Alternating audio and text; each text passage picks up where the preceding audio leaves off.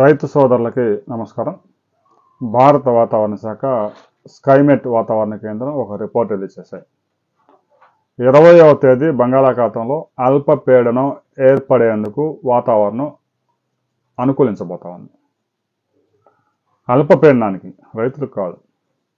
ఇప్పటికే satellite images, modules పరిశీలించిన భారత వాతావరణ శాఖ 20వ తేదీ బంగాళాఖాతంలో అల్పపీడనం ఏర్పడబోతా ఉంది అనే హెచ్చరికలు జారీ చేసింది. ఇప్పటికే అరేబియా సముద్రంలో ఒక అల్పపీడనం ఆవర్తనం కొనసాగుతూ ఉన్నాయి.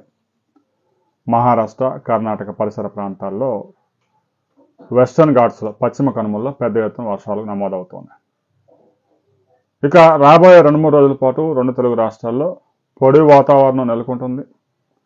అయితే అక్కడక్కడ మోస్తరు వర్షాలు నమోదయ్యే అవకాశం ఉంది.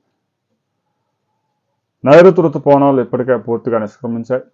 ఈశాన్య ఋతుపవనాలు మరి కాసేపట్లో రాష్ట్రంలో ప్రవేశించబోతా ఉన్నాయి. వీటి ప్రభావంతో 2 తెలుగు రాష్ట్రాల్లో అక్కడక్కడ మోస్తరు వర్షాలు నమోదయ్యే అవకాశం ఉంది.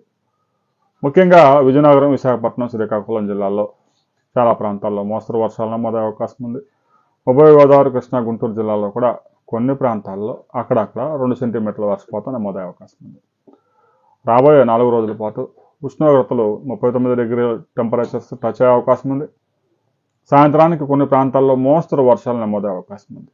20వ తేదీ నాటికి అల్పపీడనానికి సంబంధించి మరిన్ని అప్డేట్స్ భారత వాతావరణ శాఖ, అమరావతి వాతావరణ కేంద్రం రిలీజ్ చేస్తాయి. ఆ వివరాలు వచ్చిన తర్వాత మనం మరో వీడియోలో కలుసుకుందాం. గడిచిన 24 గంటల్లో మీ ప్రాంతంలో వర్షపాతం నమోదైందా లేదా అనే వివరాలని కామెంట్ చేయండి.